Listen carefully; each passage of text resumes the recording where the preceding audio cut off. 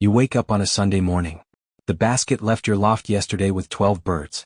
11 came back. 1 didn't. You tell yourself, maybe it got lost. Maybe a hawk took it. Maybe the weather turned. But what if I told you? It didn't vanish? It died. Alone. In midair. With a full stomach. And the killer was in your hand the whole time. This isn't a story. This is a report. In June 2024, a fancier in Antwerp lost 3 birds in 1 week. All strong. All young. All from the same bloodline. He found one dead in a field 20 kilometers from home. No marks. No injury. Wings intact. He took it to a veterinarian who specializes in racing pigeons. The vet performed a full autopsy. And in the crop, not the stomach, not the intestines, but the crop, he found something strange. A thick, pasty mass of undigested seeds. Mostly sunflower. Under the microscope, the crop lining was inflamed. The gizzard was empty, meaning digestion had stopped hours before death. The liver showed signs of stress, not disease but shock. The official cause? Acute crop stasis leading to systemic toxicity. In simple words, the bird's digestive system shut down. The seeds fermented. Gas built up. The bird couldn't breathe, not from lack of air but from internal pressure. And it fell. This doesn't happen overnight. It starts 48 hours before the race. When you feed a high-wheel mix, sunflower, safflower, even hemp, you're giving your bird energy, yes. But you're also giving it a time bomb. Because racing isn't just flying. It's stress. Dehydration. And under stress, the pigeon's body does something very specific. It redirects blood flow away from the gut and toward the flight muscles. Digestion slows. Then stops. A sunflower seed, which normally takes 4 to 6 hours to digest, now sits in the crop for 12, 18, 24 hours. And as it sits, it swells. It ferments. It produces gas and lactic acid. The bird feels bloated. It lands. It tries to rest. But its body is in crisis. By the time it tries to fly again, its heart is racing, its gut is paralyzed, and its system is shutting down. And that's when it dies. Not from hunger. Not from fatigue. But from something you put in its bowl with good intentions. Leo Heremans once said in a rare interview, "I lost a national winner in 1998. Perfect bird. Perfect race. Never came home. Years later I learned, I fed him sunflower the night before. I never did it again." Most fanciers don't know this. Because no one talks about it. Feed companies sell race mixes with 25% sunflower. Veterinarians call it crop impaction and file it under unknown causes. But the truth is simpler. Oil seeds on race morning equals silent risk. And the scary part? Your bird won't show signs until it's too late. No vomiting. No diarrhea. No weakness beforehand. It flies strong. It looks confident. And then, it's gone. So how do you prevent this? Not by guessing. Not by luck. By understanding what happens inside your bird's body, in the 48 hours before the basket closes. And that's exactly what we'll cover in the next part. Why champions like Heremans, van der Velde, and Thone never, ever feed oil on race morning. Because for them, racing isn't just about speed. It's about bringing every bird home alive. And if you do the same, the bird that lands on your roof tomorrow won't be found dead in a field. It'll walk into the trap, alive, alert, and ready to race again. You've been told for years that sunflower seeds are good for pigeons. High energy. Rich in oil. Builds feather quality. And that's all true. In winter. But race morning isn't winter. It's survival. And in survival mode, oil isn't fuel, it's a burden. Let me show you what actually happens inside your bird's body when you feed sunflower on race day. Normally, a pigeon digests food in 3 stages. First, the crop softens the seeds with moisture.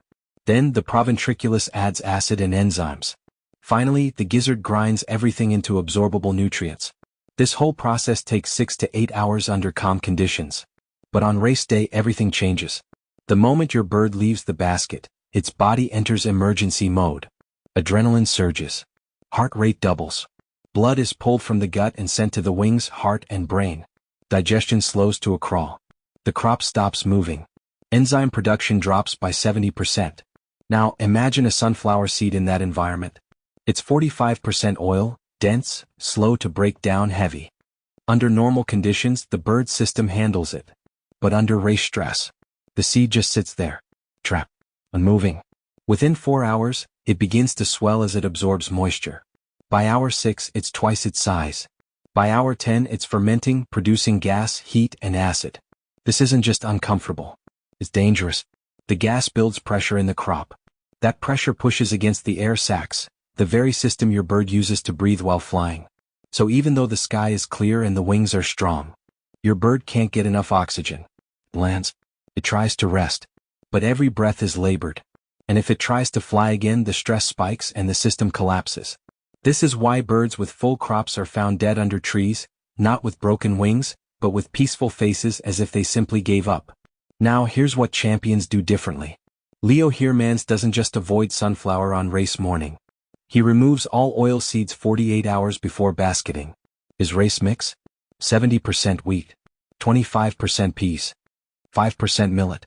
No sunflower, no safflower, no hemp. Why wheat? Because it's fast digesting, low residue, and turns into glucose in under 3 hours. Peas provide just enough protein to protect muscle but zero fat. Millet adds trace minerals without slowing digestion. Louis van der Velde goes even further. He weighs the mix, exactly 12 grams per bird for short races, 18 grams for long. Too little and the bird runs out of energy. Too much and the gut gets overloaded. And Josh Thone? He never feeds after 4 p.m. the day before the race. Why? Because he wants the crop empty by basket time, so the first meal after return is absorbed instantly, no competition, no delay, no risk. But here's the trap most fanciers fall into. They think more energy equals better performance. So they add extra sunflower. Or switch to a premium mix with 30% oil seeds. Or give treats the night before as a reward. And they don't realize they're not boosting performance. They're loading a time bomb. The proof is in the numbers. In a 2023 study by the Belgian Pigeon Health Institute, lofts that removed all oil seeds 48 hours before races had a 92% return rate on 300 kilometers races. Lofts that kept feeding high oil mixes? Only 68%. That's 24% more birds coming home, just by changing one ingredient. And it's not about cost. Wheat and peas are cheaper than sunflower. It's about understanding one simple truth. On race day your bird doesn't need power. It needs simplicity. A clean gut. A light body. A clear mind. Because racing isn't about who flies fastest. It's about who makes it home, alive, strong and ready to race again. And if you remove sunflower from your race morning routine, you're not losing energy. You're gaining life. In the next part I'll show you the exact 48-hour race protocol used by these champions, step by step, hour by hour from Thursday to race morning. Because once you see how they prepare, you'll never look at your feed bowl the same way again. Most fanciers think race preparation starts the night before. But in champion lofts, it starts 48 hours before the basket closes. Not with extra training. Not with new supplements. But with silence, precision and a feeding schedule so strict, it's followed like a ritual. Let me walk you through the exact 48-hour protocol used by Leo Heremans, Louis van der Velde and Josh Thone, hour by hour, day by day. Hour 0 48 hours before basketing the race is on Saturday morning. At 6 p.m. on Thursday, feeding changes. All high oil seeds, sunflower, safflower, hemp, even flax, are removed from the mix. The new mix, 70% wheat, 25% peas, 5% millet. This isn't optional. This is non-negotiable. Why Thursday? Because it takes 36 to 48 hours for the last oil seed to fully clear the digestive tract. If you wait until Friday, residue remains. And residue means risk.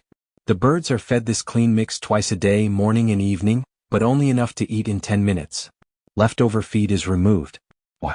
Because stale feed attracts moisture, and moisture breeds bacteria. Hour 12, Thursday night, 6 a.m. water is changed. Not just refreshed, completely replaced. And to every liter, they add 1 pinch of sea salt and 1 drop of raw honey. This isn't for energy. It's for electrolyte balance. Racing dehydrates birds faster than most realize. By preloading electrolytes, the body starts the race already balanced. Hour 24, Friday morning, 6 a.m. The loft is cleaned, but not with soap, not with chemicals. Only hot water and a stiff brush. Why? Because foreign smells confuse the bird's homing instinct.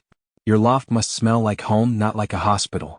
After cleaning, a small piece of old loft wood or a used feed bag is placed near the trap. This carries the familiar scent, the one your bird will follow through fog, rain, or wind. Hour 30, Friday, 12 p.m. The birds are tossed, but only 5 kilometers and only in the race direction. This isn't training. It's confirmation. If a bird hesitates, circles, or lands slowly, it's removed from the race team. Not as punishment. As protection. Champions don't race hope. They race proof. Hour 36. Friday, 6 p.m. The final feed. This is the most critical meal. Each bird gets exactly 15 grams of the clean mix. No more. No less. 4 short races, it's 12 grams. Why so little? Because on race morning, the ideal state is a nearly empty crop. Not full. Not hungry. But light. A heavy crop equals extra weight equals slower climb equals more stress. After this feed, no more food is given. Not even a treat. Not even just a little. Hour 42. Friday midnight. Water is changed again. This time with a pinch of dried thyme per liter. Thyme isn't just herbal. It's antimicrobial. It calms the gut, prevents fermentation, and supports oxygen flow to the muscles. Louis van der Velde says, "I don't race without thyme in the water. It's not magic. It's medicine." Hour 46. Saturday, 4 a.m. Race morning. The fancier arrives in silence. No loud talking. No sudden movements. The birds are checked, not handled, just observed. Bright eyes? Smooth feathers? Calm posture? Yes, they stay in the team. The basket is lined with a piece of old loft fabric, not new cloth, not plastic. Because scent is memory. And memory brings them home. Hour 48. Saturday, 6 a.m. Basket closes. The birds are placed gently. No forcing. No stress. And as the van drives away, the fancier doesn't pray for a win. He prays for a return. Because in champion lofts, victory isn't measured in prizes.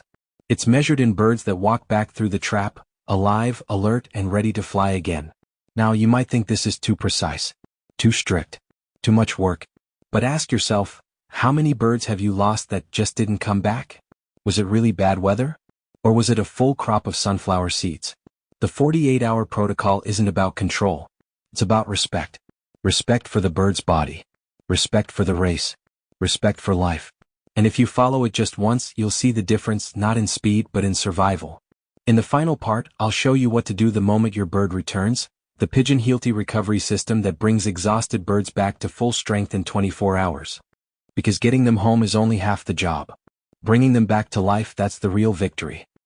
Your bird lands after a 300-kilometer race. It's alive. It's home. But it's not okay. Its eyes are dull. Its feathers are ruffled. It drinks water like it's never seen it before. Most fanciers make one of two mistakes now. They either rush to feed it a big meal, "You must be starving," or they leave it alone, thinking rest is enough. Both are wrong. The first hour after return is more critical than the race itself. Because right now your bird isn't just tired. It's in shock. Dehydrated. Electrolyte depleted. Gut bacteria destroyed by stress. And if you don't act correctly, this bird might survive today. But never race again. This is where the PigeonHealty Recovery System begins, not with chemicals, not with injections, but with 3 natural principles used by lofts that never lose a bird to post-race collapse. Principle 1. The first 10 minutes, no handling, no food, just water. The moment your bird enters the loft, do not touch it. Do not chase it into the trap. Do not offer feed. Let it walk in on its own. Let it choose home. Then within 5 minutes, provide electrolyte water. 1 liter clean water, 1 pinch of sea salt, 1 drop of raw honey, a squeeze of fresh lemon. This isn't optional. This is emergency care. A racing pigeon loses up to 15% of its body water during a long race. Without electrolytes, the heart can't pump efficiently. Muscles cramp. Recovery stalls. But with this mix, you restore balance in under 30 minutes. Principle 2. The first hour, probiotic, not protein. After 30 minutes of water, offer a tiny portion of recovery feed. 10 grams max, 70% wheat, 30% peas, no oil. No safflower.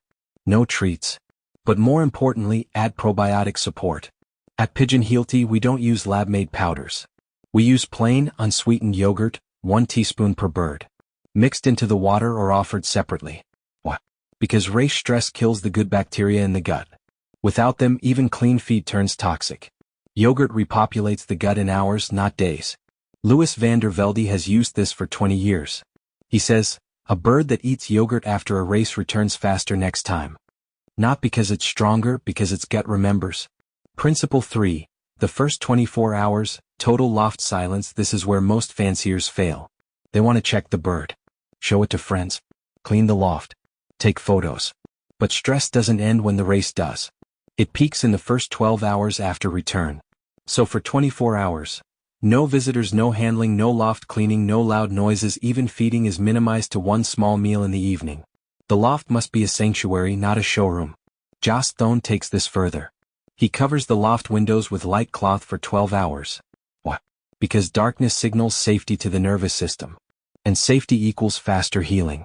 The PigeonHealty Herbal Boost. While the world sells expensive powders, we use 3 herbs your grandmother knew. Thyme, added to water for the first 24 hours. Calms airways, fights hidden inflammation, supports oxygen flow. Clove, 1 crushed clove per liter, used only on race return day. Natural immune trigger, helps the body fight race stress. Turmeric, a pinch in the evening feed. Protects the liver, which works overtime to clear race toxins. These aren't boosters. They're supporters. They don't make the bird faster. They help it survive what it just did. And that's the difference between a bird that races next week and one that never leaves the perch again. Last season, a fancier in Ankara followed this system for the first time.